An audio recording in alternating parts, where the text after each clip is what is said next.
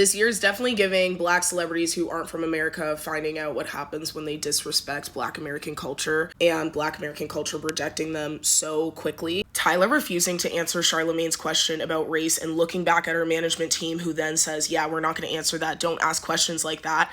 Whether they decline the question because she's tired of answering it, because they don't think it's relevant, or they don't want it to be attached to her image, doesn't really matter, because it does send the message that they don't want to play by the rules of Black America, which they need to understand that Black Americans are very willing to take their attention away when they see that an artist is not playing for them, right? And this is exactly what happened with Drake and not being invested properly in Black American culture and suffering the consequences of that. Which is what makes this interview interesting, because even if she doesn't agree with like the politics of race in America and identifying within like the Black American paradigm of race, her complete decline to engage with it at all did, I think, to some people come off as like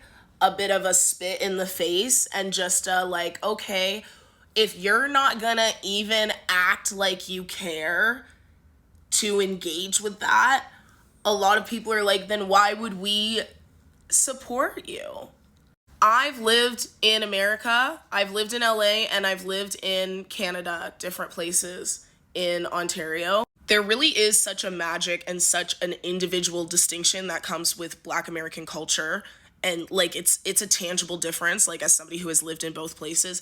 And so I can understand the urge to start to gatekeep a little bit more, and the urge to not like when somebody who is from South Africa comes and doesn't want to answer any questions about like the Black American perspective on race. A question like the one Charlamagne asked is a feeler that Black Americans are going to use to see how much Tyla actually cares about them and their experience. Whether or not she and her team see it like that, her like turning her nose up at that question was just like not a good PR move. Do you know what I mean? And it reminds me of Drake saying, you know, always rapping like you're trying to free the slaves or get the slaves freed.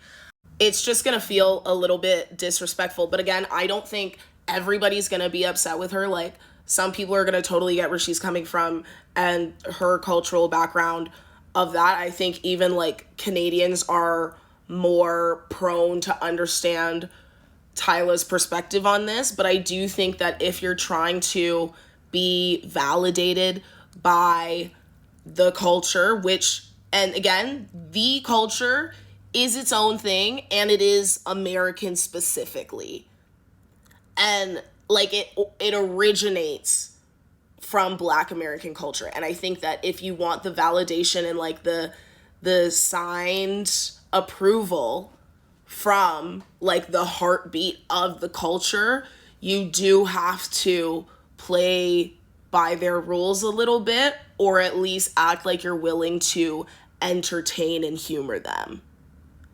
And if you're not, and you seem like you think you're better than that, that is not PR wise gonna be a helpful thing. And I saw a video yesterday talking about Daniel Caesar, and I did not realize how aggressively canceled he got.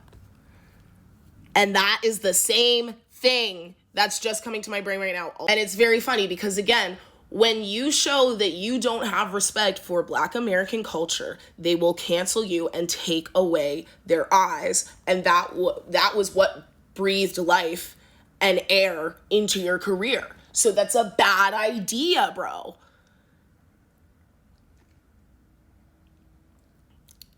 And that's it. That's the video.